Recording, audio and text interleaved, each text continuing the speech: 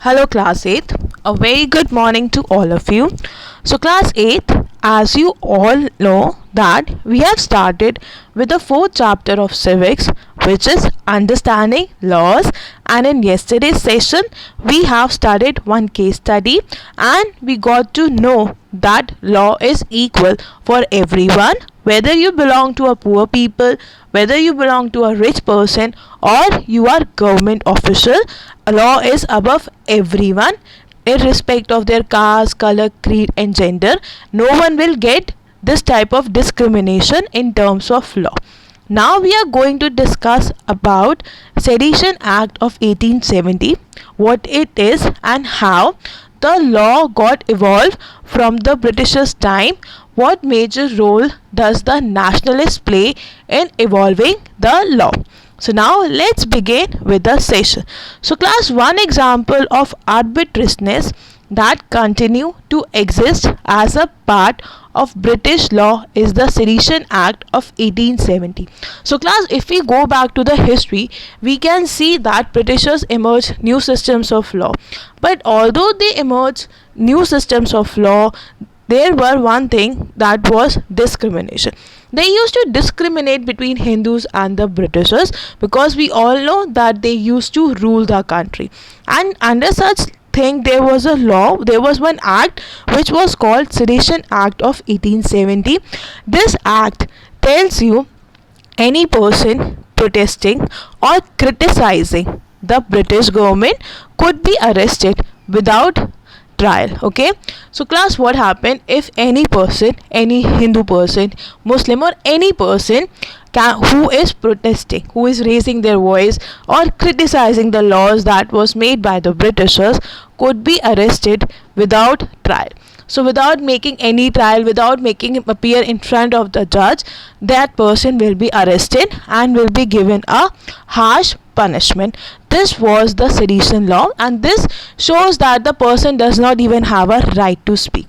In today's time, if we have a right to speak, we can criticize the government, we can criticize the policy if it is not for the welfare. But if we go back to the British time, we can simply see that the people cannot protest or they cannot criticize the British government, and if they did, they will be arrested without doing any type of trial. They won't be shown in front of the judge. They will be simply given the punishment. Now class, it is often believed that it was the British colonists who introduced the rule of law in India. So class, we have learned about the reforms that the Britishers brought in India in the terms of justice. So we believe that yes, it is the British only who introduced the rule of law in India. But there is claims, there is a fight from on the several grounds, which includes the number one. First, that colonial rule was arbitrary. Yes, it was arbitrary because it used to discriminate among the rich, poor. So it was arbitrary because it used to be discriminated among the Britishers, Hindus, Muslims. So yes, it was arbitrary, that is very true. And second, that the Indian nationalists played a prominent role in the development of legal spheres in British India. Yes class, again this point is very true. It was the Indian nationalists who raised their voice against the arbitrary system.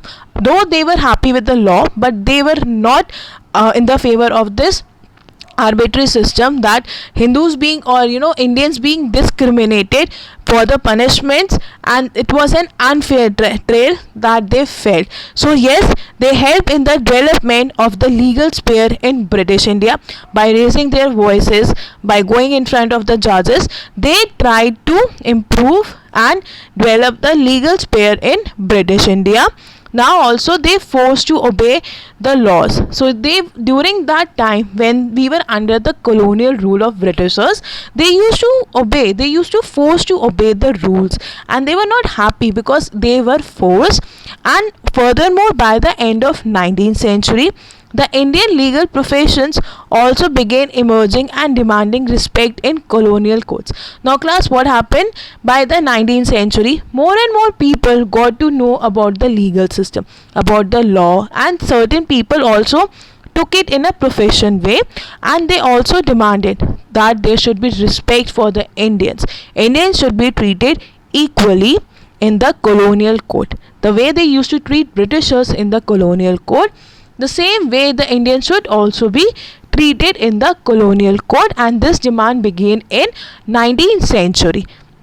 As the people got aware about the legal systems, so they started and they became professional lawyers, and they used to raise the voice that the way you're doing discrimination with us, this should be banned, and we should be treated with proper respect, integrity, the way you treat the Britishers.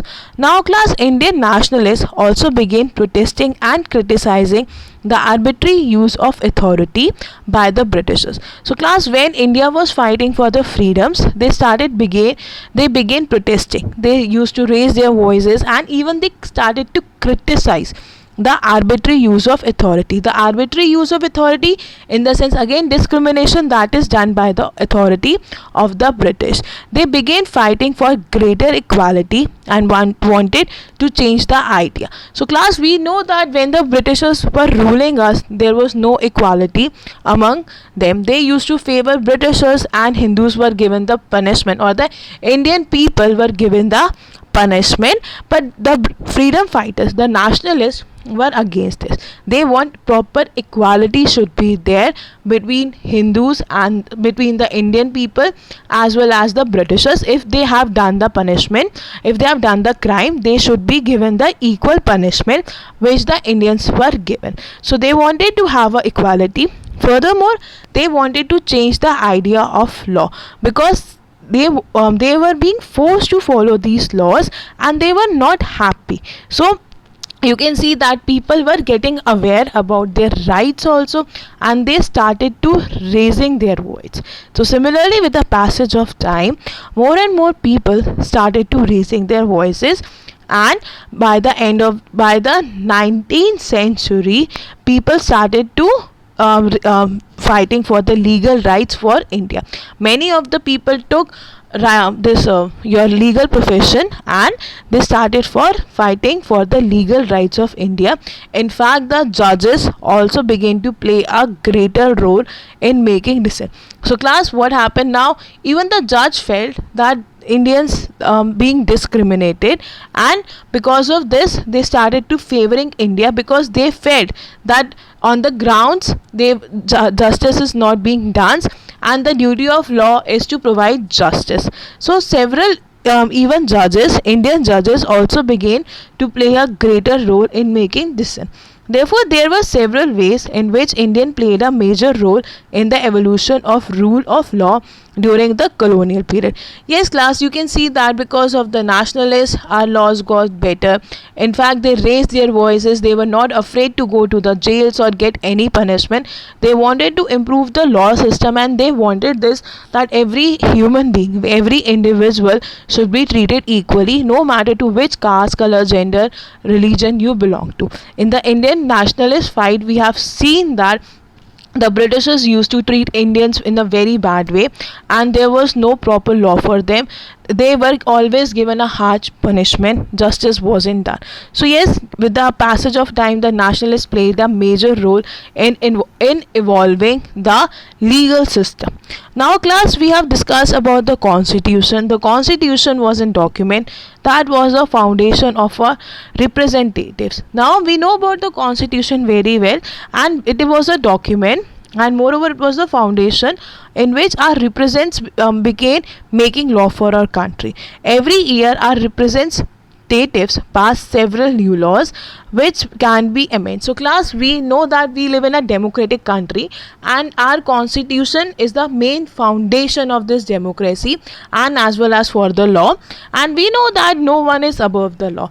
Every year class, certain new laws are being made and certain old laws are being amended. For example, if we discuss about Hindu Succession Act, that came in 2005. Now class, this act was there for the betterment of women as well as girls, and this act tells us that the sons, daughters and even their mothers can get an equal share of family property.